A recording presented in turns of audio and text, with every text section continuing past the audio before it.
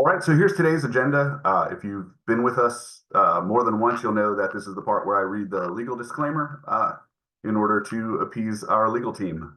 I am communicating today in my official capacity on behalf of the FedRAMP Program Management Office at the General Services Administration.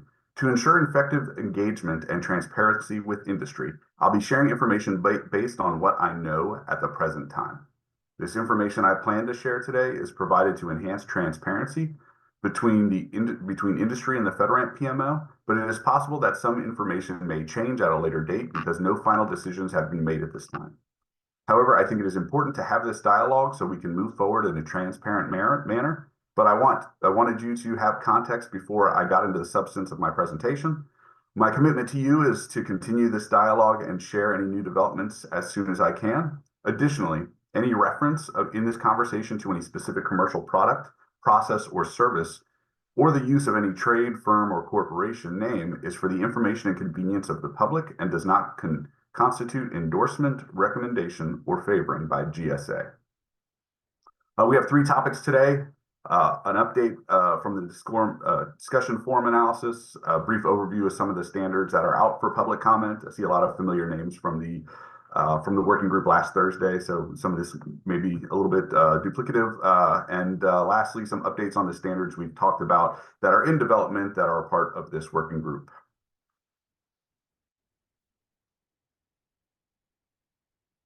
All right, just some quick highlights from the discussion forums from our data science team. Shout out to Ryan, who could not be here today, but definitely pulls all these together. This group seems to be one of the more active of the working groups, so greatly appreciate everyone's feedback. Just a little behind the scenes process, right? Every week, each of the working group does a roll up of discussion points and themes. We do this with an internal AI tool within GSA that our data science team has produced. This helps us identify key points of discussion, new relative ideas without having to go and delve into each and every one of the individual discussions.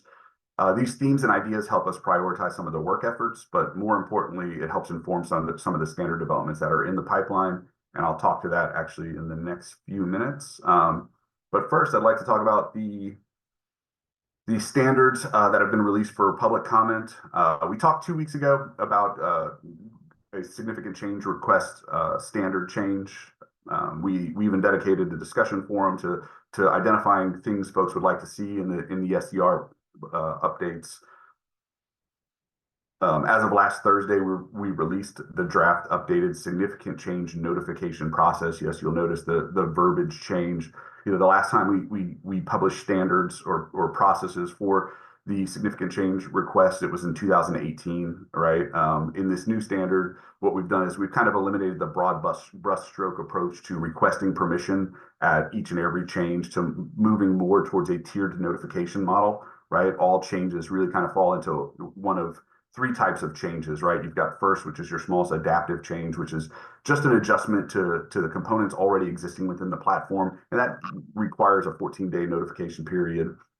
You've got transformative change, right, which is the addition or deleting of components or new functionality, and that requires a little bit more in terms of notification timelines, but also includes planning with both the third-party assessment organizations and agencies, right? And then there's the third type of change, right? And that's the security categorization change, right? Going from low to moderate to high, right?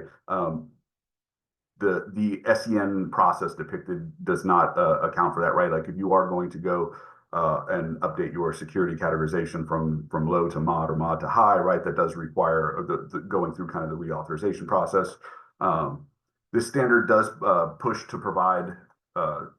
providers to ensure new functionality has opt-in, opt-out procedures or feature flags to give agencies kind of the maximum flexibility while changes are being implemented, right? That's, I think, the trade-off for stopping the requesting for permission for every change, so moving more towards a notification process.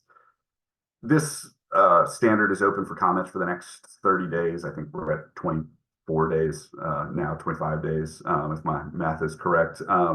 Please don't respond in the public discussion forum that we created 2 weeks ago. I put a note, not closing out, but basically saying like, hey, public comments from here can no longer be accepted, right? We've got to go through the formal RFC process. If you go to the FedRAMP website and you look at the blog or any of the updates, right, you'll get pushed to any one of the requests for comments that are out.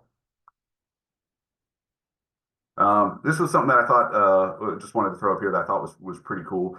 We actually used the GSA AI tool to search for any changes or any discussion topics basically on the significant change request process. And we asked it to pull out themes of changes that people wanted to see. And here are just 4 themes that I think as you read through the new significant change notification standard, you will actually see a lot of these themes resident within that new standard, right? Not verbatim, of course, right? There are some definite deltas, but you'll start to see these themes emerge, which is really just us trying to say that, like, hey, we do listen to the feedback that you have provided so far within this forum, and we did try to make sure as much as possible that is resident within the standards as we update them. Yes.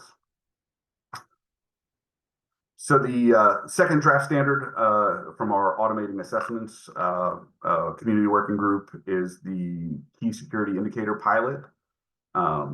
The intent behind this, right, is this draft is to use this for an automated pilot that automates portions of the assessments through more of a capabilities-based review versus a detailed individual control review, right? Capability-based statements all have a set of key security indicators identified that must be met to enable a capability.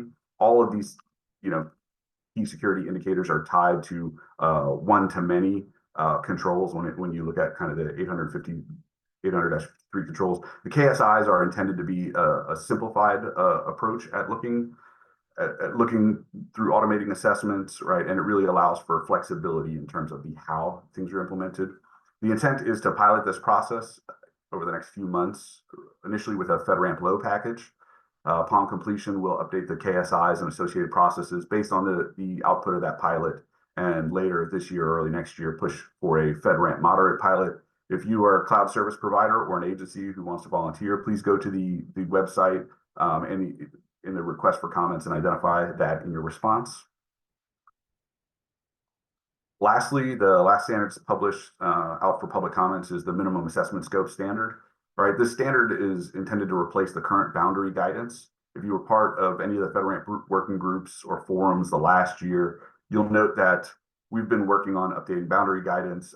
We pushed a request for comment late last year or early this year. It was TAC 004. With the emergence of FedRAMP 20X, we thought it would need a major update. So this one supersedes both the boundary guidance that has previously been enabled and the boundary guidance updates we were working through as part of the RFC 004 process.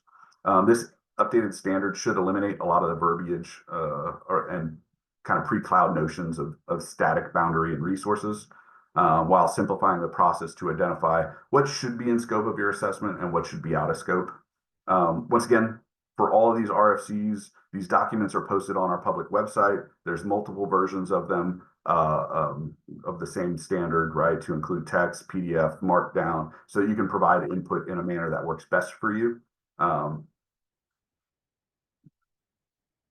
And lastly, we really want to talk about kind of standards in development. We touched a little bit on a high level 2 weeks ago about these, but the next one that hopefully should be coming out is the continuous monitoring reporting standard, which I think the last meeting we talked about more of a scorecard approach.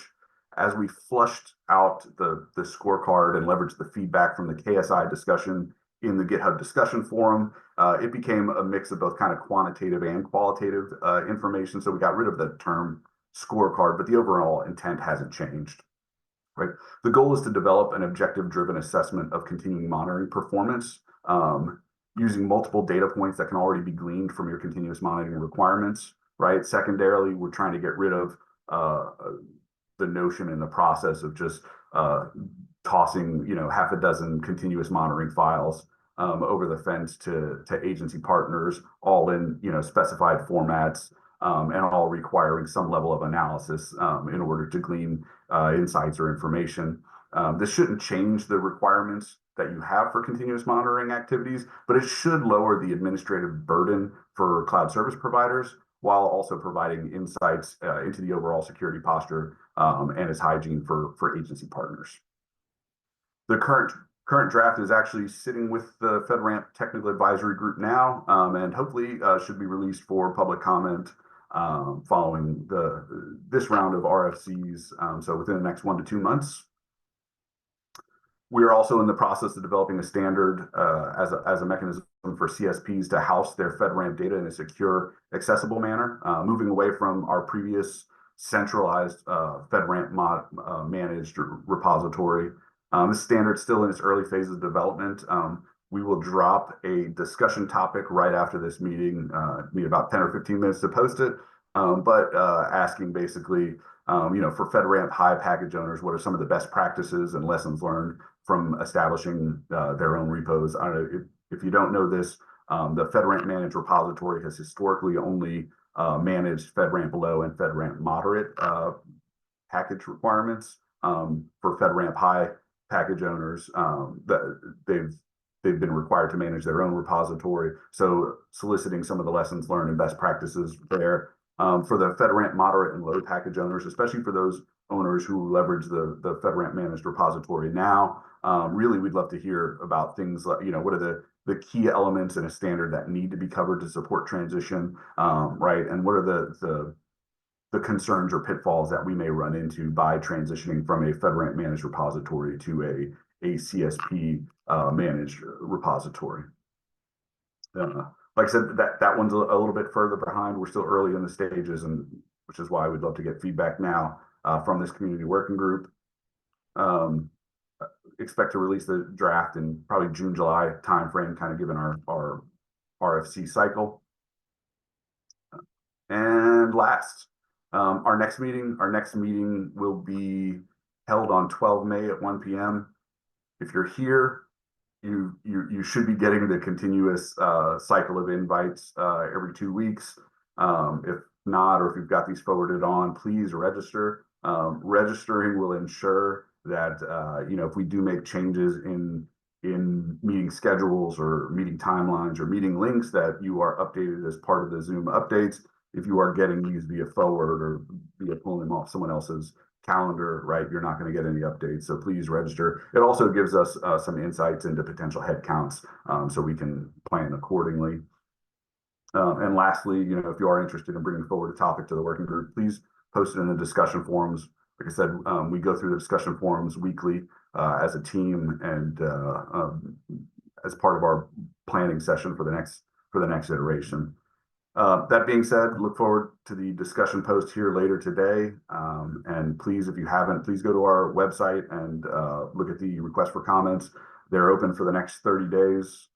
So now is your opportunity for formal feedback, and it would be greatly appreciated. Other than that, thank you so much for coming, and hope you all have a great day.